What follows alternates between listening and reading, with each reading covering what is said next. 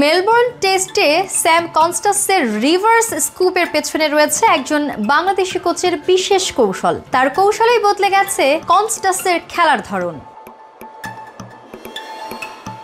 Melbourne টেস্টে Sam Konstas যখন বুমরার মতো পেসারদের বিপক্ষে রিভার্স স্কুপে ছক্কা হাঁকালেন তখন সবাই অবাক হয়ে গিয়েছিলেন। কিন্তু এই দুর্দান্ত খেলার পেছনে ছিল বাংলাদেশি কোচ তাহমিদ ইসলামের বিশেষ প্রশিক্ষণ।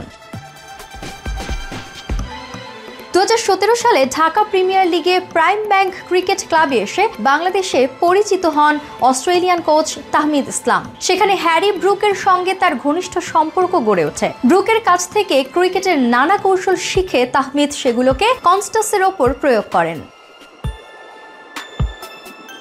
তাহমিদ বলেন, হ্যারি ব্রুকের খেলার ধরন দেখে কনস্টাসকে বুঝিয়ে দিয়েছি তাকে স্বাধীনভাবে খেলতে হবে। ব্রুকের পরামর্শেই কনস্টাস এখন সব ফরম্যাটে ভয়ডরহীন ক্রিকেট খেলছে।